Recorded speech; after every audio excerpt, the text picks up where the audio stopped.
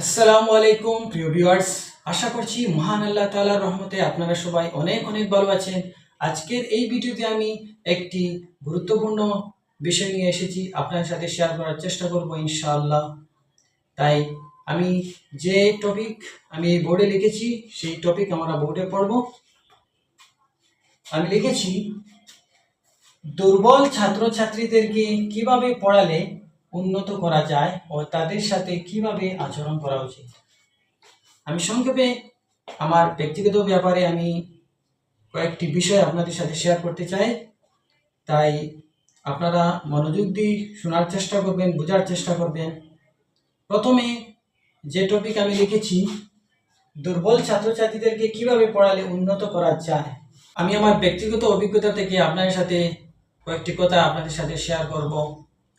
বিভিন্ন প্রতিষ্ঠানে দেখেছি বা আমি অনুভব করেছি যে বেশিরভাগ যারা দুর্বল ছাত্রছাত্রীরা তাদেরকে গুরুত্ব দেওয়া হয় না, তাদেরকে নেগলিজেন্সি করা হয়। বিভিন্ন প্রতিষ্ঠানের মধ্যে আমি বিভিন্ন অভিজ্ঞতা থেকে বলেছি, বিভিন্ন কারণে আমাদের ভালো স্টুডেন্ট হওয়া খারাপ হওয়া এটা আমাদের পক্ষ থেকে নয়। প্রথমই হলো আল্লাহর পক্ষ থেকে আমাদেরকে যারা যেভাবে সৃষ্টি করেছেন, যা কাউকে বেশি জ্ঞান দিয়েছেন, কাউকে বেশি বুদ্ধি দিয়েছেন, কারোর নলেজ খুবই ভালো, তার ব্রেন খুবই ভালো, কারো কিছু কম হতে পারে। বিভিন্ন ধরনের ট্যালেন্ট থাকে বিভিন্ন স্টুডেন্টের মধ্যে। মানুষের মধ্যে বিভিন্ন ধরনের ট্যালেন্ট থাকে। তাই প্রতিটি শিশু যে ফার্স্ট ডিভিশন ভালো ভালো মার্কস নিয়ে আসতে পারবো এটা কখনো হতে পারবে না।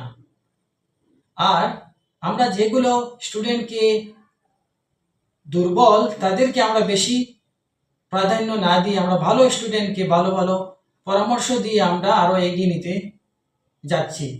আমরা বেশিরভাগ দেখি বিভিন্ন স্কুলে ভালো ভালো রেজাল্ট করেছে, কিন্তু রেজাল্ট কারা করেছে? যারা একটু মেধাবী তারাই ভালো রেজাল্ট করে।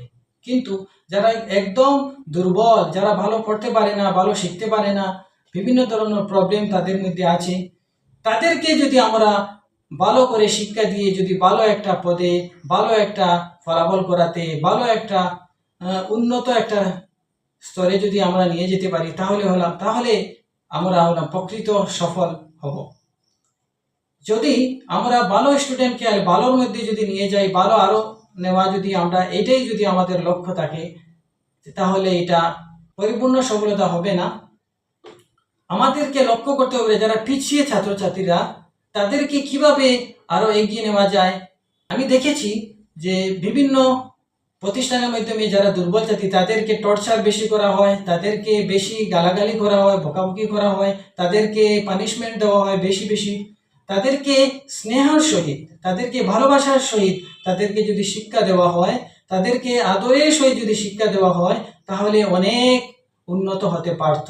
আমি ব্যক্তিগতভাবে দেখেছি যে যদি আমরা এই স্টুডেন্টদেরকে, দুর্বল ছাত্রছাত্রীদেরকে যদি আমরা নিজের আপন ভাইয়ের মতো, নিজের আপন বোনের মতো, নিজের ছেলের মতো, নিজের মেয়ের মতো এইভাবে যদি প্রত্যেক শিক্ষক শিক্ষিকা যদি এইভাবে যদি চেষ্টা করে, মেহনত করে, তাহলে আমাদের পিছিয়ে পড়া ছাত্রছাত্রীরা আরও এগিয়ে যেতে পারবে আমি আশা করি। এবং ব্যক্তিগতভাবে তাদেরকে আরও এক্সট্রা ভালো করে শেখানোর, ভালো করে তাদের বোঝানোর, তাদেরকে পড়ার গুরুত্ব বোঝানোর, তাদেরকে এই পড়াশোনার যে আগ্রহ উৎসাহিত করার জন্য আমরা কতজন শিক্ষক শিক্ষিকা আছি যে আমরা এইগুলো ছাত্রছাত্রীদেরকে কিভাবে আরও এগিয়ে নেওয়া যায়। ভবিষ্যতে তাদের যেগুলো সিচুয়েশন আসবে তাদেরকে কিভাবে আরও এই সমাজের সাথে কিভাবে তারা চলতে পারে, কিভাবে তারা আরও ভালো জ্ঞান অর্জন করতে পারে, আরও এগিয়ে যেতে পারে, তাদেরকে এইভাবে শিক্ষা দেওয়া জরুরি আমি মনে করি। আমরা অনেক ক্ষেত্রে দেখেছি যে ছাত্রছাত্রীরা তারা পিছনে, কিন্তু তাদেরকে আমরা এত গুরুত্ব দেই না। কিন্তু আমাদের সব কিছুর ফিস, স্কুলের ফিস, টিউশনের ফিস, সব কিছুর ফিস আমরা সব কিছুর ফিস আমরা এটা আবার বারবার আমরা রিমাইন্ডার দিতে পারি, রিমাইন্ডার দেই, কিন্তু আমাদের কতটুকু আমাদের পড়া হলো, কতটুকু শিখতে পারলো। তারপরে পানিশমেন্ট, এমন পানিশমেন্ট আমি দেখেছি বিভিন্ন প্রতিষ্ঠানে যে এত পানিশমেন্ট যে ছাত্রছাত্রীরা ডরে স্কুলে কয়েকদিন আসতেই পারে না। তারপর যে শিখতো তারা যেভাবে শেখানোর পদ্ধতি, যে এই পদ্ধতি না না শিখে বিভিন্ন ধরনের বিহেভ করে ছাত্রছাত্রীকে আরো পিছিয়ে নেওয়া হয়। এবং এগুলো ছাত্র দিন দিন একটার ক্লাস আরেকটার ক্লাস, একটা ক্লাসের পর আরেকটা ক্লাস যখন যায়, তাদের কোনো শেখা হয় না, ভালো কিছু তাদের কোনো কনসেপ্টও জানা থাকে না। তাদেরকে যদি আবার জিজ্ঞেস করা হয়, ছোট ছোট এক এক টপিক যদি জিজ্ঞেস করা হয়, তারা বলতে পারে না। তারা কি শিখলো, কি বুঝলো, তারা একটা বছর পর একটা বছর তারা নষ্ট করতেছে এবং তাদের পয়সাও যাচ্ছে, তাদের টাকাও যাচ্ছে, তাদের সময়ও যাচ্ছে, আর তারা কোনো কিছু ভালোভাবে শিখতে পারছে না। এই ছাত্রছাত্রীদেরকে কিভাবে আরো এগিয়ে নেওয়া যায়, এটা আমাদের সবের ভাবা উচিত, সবার ভালোভাবে চিন্তা করা উচিত যে এইগুলো ছাত্রছাত্রীকে কিভাবে আরো অগ্রসর করা যায়, প্রথম টপিক। এবং তারপরে আমি লিখেছি তাদের সাথে কিভাবে আচরণ করা উচিত। দেখা যায় এইগুলো ছাত্রছাত্রীকে প্রাধান্য না দিয়ে অনেক শিক্ষক শিক্ষিকা কিভাবে টর্চার করে, বিভিন্ন ধরনের কথা বলে, তারা এমনিতেই তারা অনাগ্রসর হয়ে যায়, এমনিতেই তারা অনুৎসাহিত হয়ে যায়, তারা উৎসাহিতর দিকে হয় না। তাদের মনের মধ্যে জাগে যে আমি পারবো না, এইভাবে মনোভাব তাদের মধ্যে ক্রিয়েট করা হয়। যারা তো জানে তাদের তো আর একটু বুঝিয়ে দিলেই তারা আরো এগিয়ে যেতে পারে, কিন্তু যারা পারছে না, তারা বুঝতে পারছে না, তারা অনেক পিছনে, তাদেরকে কিভাবে অগ্রসর করা যায় সেটা নিয়ে আমাদের ভাবা উচিত এবং তাদের সাথে ভালো উত্তম আচরণ করা উচিত। তাদের সাথে ভালো আচরণের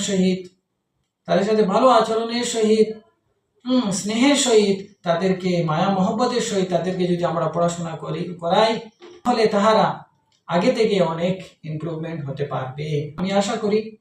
আরেকটি কথা এর মধ্যে আমি অ্যাড করতে চাই যে এগুলো ছাত্রছাত্রীরা যখন একটি ক্লাস থেকে অন্য ক্লাসে যাবে, মনে করেন ক্লাস 5-এর একটা স্টুডেন্ট, তাকে ভালো করে শেখানো হলো না, প্রপারলি ভালো করে শিক্ষা দেওয়া হলো না, সে বুঝতে পারলো না, তার 1 বছর নষ্ট হলো, হে ভালো করে জাজ করতে পারলো না, শিখতে পারলো না, তাদেরকে অনেক পিছিয়ে ফেলে রাখা হয়েছে। কিন্তু এটা নিজস্বভাবে ফেলে রাখা হয়নি, তাদেরকে গুরুত্ব না দেওয়া। যদি আমরা সবাইকে একদম একটা ক্লাসে যদি দুর্বল ছাত্রছাত্রীদেরকে যদি আমরা বুঝাতে পারি, তাহলে আমাদেরকে বুঝতে হবে ভালো ছাত্রছাত্রীরা তারা নিশ্চয়ই বুঝবে। যদি আমরা ভালো ছাত্রছাত্রীদেরকে যদি 2-4 জনকে যদি ভালো করে বুঝাই, এই দিক দিয়ে লক্ষ্য করি, তাহলে তারা তো বুঝবে, কিন্তু বাকিরা বুঝলো না, সেটা নিয়ে আমাদের ভাবতে হবে। এবং যারা দুর্বল ছাত্রছাত্রীরা, তারা একটার ক্লাস পর আরেকটা ক্লাস পাস করছে, স্কুল কর্তৃপক্ষ তাদেরকে পাস করে দিয়েছে, গার্জেন আর ম্যানেজমেন্টের সাথে, প্রিন্সিপালের সাথে আলোচনা করে তাদেরকে পাস করে দেওয়া হচ্ছে। যদি স্কুল কর্তৃপক্ষ পাস করে দেওয়া না হয়, তাহলে গার্জেন পক্ষরা তারা চাচ্ছে যে আমার মেয়েকে বা আমার ছেলেকে পাস করে দিয়ে দাও, পরের ক্লাসে উনি আর ভালো করে পড়বে, আমার বাচ্চাটা আরো ভালো করে পড়বে, এই ক্লাসে পাস করে দাও।